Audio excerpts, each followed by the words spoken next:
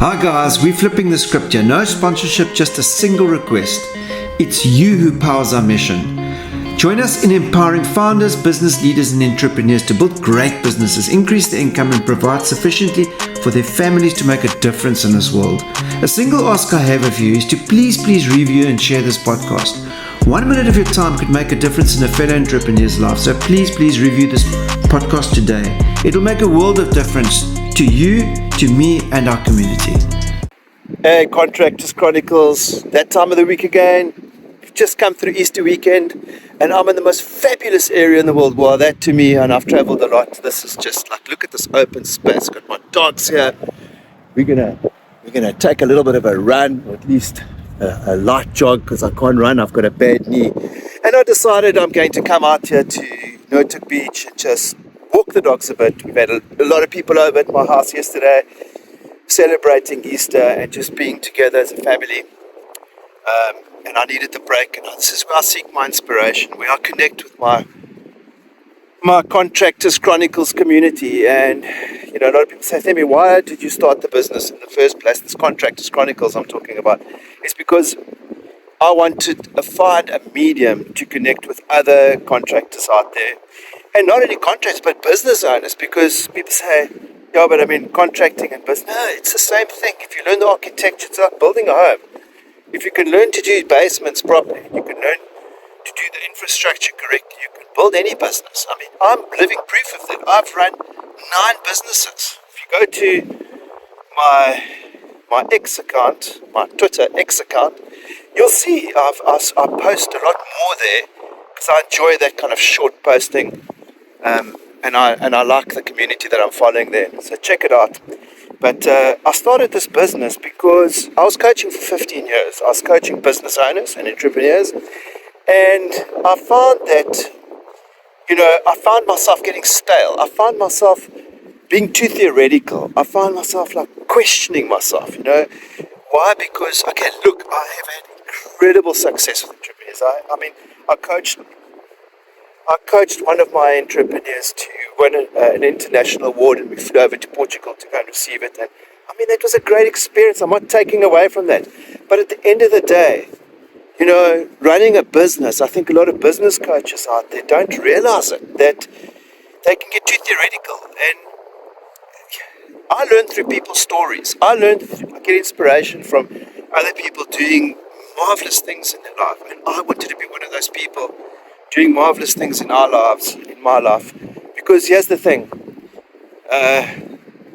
we as business owners, we are leaders, we're entrepreneurs. Only 3% of the world become entrepreneurs. So it's your duty to make sure that, that you're providing in your business for your team, for your family, and creating the best service out there for your clients. Those 3 areas.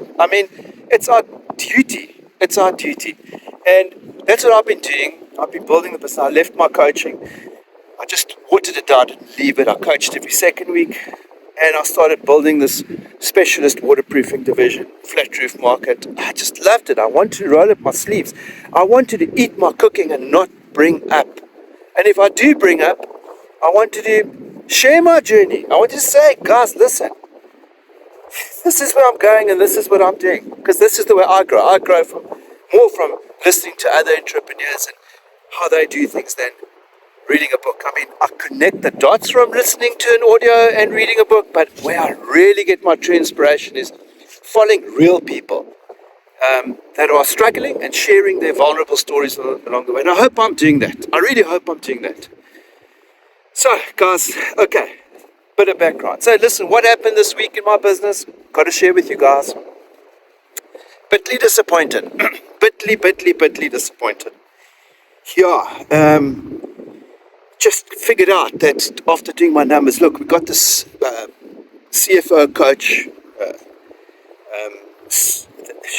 high up in the numbers world.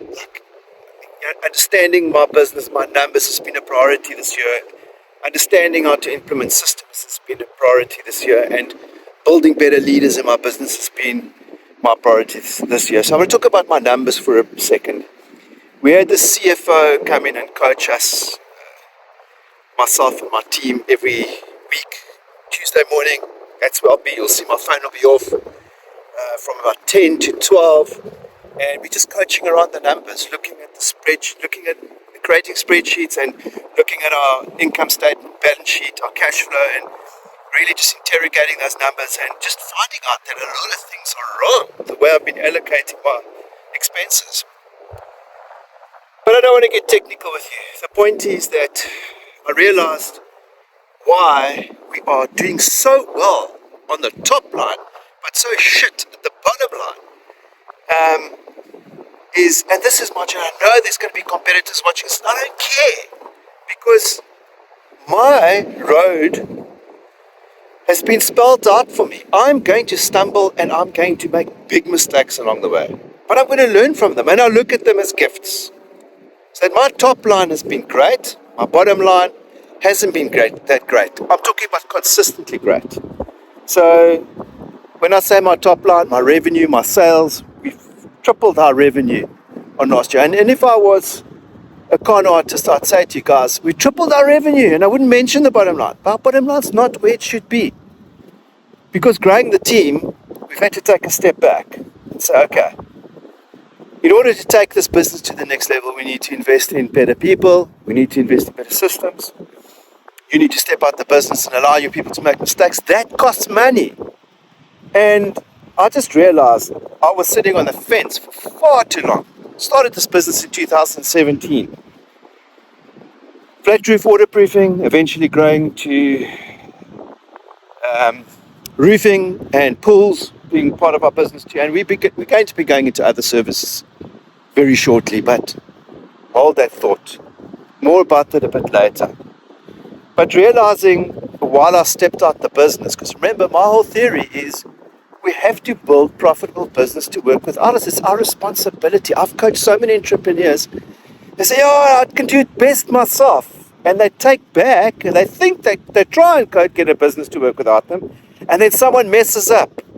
Either their foreman or either their managers, and they end up clawing back the work and dealing with the clients themselves again. Remember, the cycle is us as business owners should be working with our team. Our team should be working with systems and with people, not the people. I'm talking the people that are paying you, your customers, and that feeds the business again, which then feeds the owner. That's the cycle that we should be thinking, not the business owner direct with all the systems. The business owners direct with the team, direct with the customers all the time. We have to, and that can cost you. And there's been stages where I've been disillusioned. I said to myself, "Gosh, no, this is not real. I mean, if I'm going to have to pay such heavy mistakes to build this, I'm never going to make money." But then I just think of my community again. I think about I have to prove this concept. I've done it before, and I'll do it in an area that people said I would fail. People said to me, "Themi, why did you get into business coaching?" I got into business coaching because I wanted to help entrepreneurs. And it was the time of a recession. And everyone said I wouldn't do well. And everyone said I was crazy. My family members, I won't go into detail, but you know who you are. But they didn't know. They didn't know. I'm a very determined mother. I'm very determined. And I'm not going to give up easy. I'm going to go down screaming and kicking. But I eventually built the business coaching business to do exceptionally well. I'm not going to get into that much now, but just say that I moved from there into this home services business. It's not sexy. And believe me, I've coached many entrepreneurs' businesses that were sexy, and I saw that the ones that weren't sexy, i.e., in my business, in times of recession, people's roofs still need to be fixed. People's gardens still need to be cleaned. People's plumbing still needs to be fixed. People's gardens still need to be done. Pools still need to be maintained. Not sexy at all, but it's real. So I got into that business. And it's been an uphill journey. I've had a lot of success along the way. But this podcast and these podcasts are to share to be vulnerable around areas of growing my business, because there's where the real stories and the learnings are. So coming back to my story, realizing that, looking at the numbers, realizing that my operational costs are too high. So what we were doing is we were allocating far too many people to one project. Where, say for instance, one project, it was a callback. In our business, we will have callbacks. It's going to happen. We just needed some roof sheets to be pushed in. And I found out that almost 5 people were allocated to that project. Eventually, 3 people were sent out to that project. And I intercepted it. I said, guys, what is going on here? What is going on here? That's where our money is going.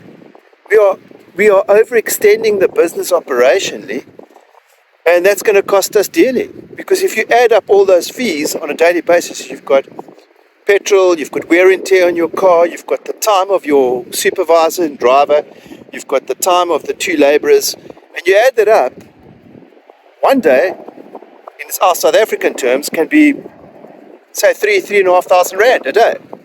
And if you look at 20 of those, that number's going to start adding up. If you look at 20 of those a month, or even 10 of those a month, you can see that those numbers start adding up, and that can eat away at your profits, guys. So that was a key learning, is to go back, and I need to introduce some standard operating procedures, and I need to train my people more and hold them accountable to a system. And the system is, and the training would be, how to allocate the right amount of resources to a project, how to figure that out. Because sometimes it's not just a given. You can't just allocate 3 people to every project. You can't just allocate 1 person to every project. You need to understand the scope of the works and then allocate them accordingly. So I am bent on building a standard operations procedure around that, and I'm going to be working with my team to build that as well. But guys, that's been a big learning for me. So this week is, okay, this has presented itself. Don't get upset. Figure out, because you see, if we can figure this out, we can scale this business. If we have standard operating procedures for the 20% that are going to make 80% of the difference in my business, we always talk about marketing, say for instance. Like, what's the 20% of the marketing that we should do that's going to make 80% difference in our business, and focus and double down on that? That's what I've been doing. So I've been working myself out the business to focus on that 20%. But I've neglected the bottom line. And how does the bottom line? I can't just focus on top line, it's expenses. I've got to look at the expenses. I've got to understand what it takes to run a business of this magnitude. We've grown this business now, tripled turnover in the last year, and it's easy for me to say it's good, but it's no use. I mean, turnover is vanity, profit is sanity. That's what they say. And it's no use just focusing on the top line. I've got to focus on the bottom line. So I'm hectically looking at those 3 areas in my life. Growing better leaders, improving my systems and standard and operation procedures, and looking at my numbers, implementing better feedback, numbers that give me better feedback so that I can run the business and scale it.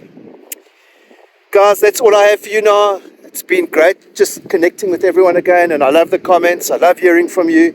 I love it when you share. This is how we grow our business community, and it's not easy putting out a video every week, guys. Encourage me to do more. I want to hear more feedback from you. Which areas of your business do you think we should focus on? We'll do a podcast on it. We're going to be interviewing some high-level people as well in our space, nationally and internationally. And I look forward to growing this Contractors Chronicles community with you. Guys, I'm excited. I'm excited for life. I'm excited for just being on this journey with you. And wherever we can help, just reach out. Love to hear from you.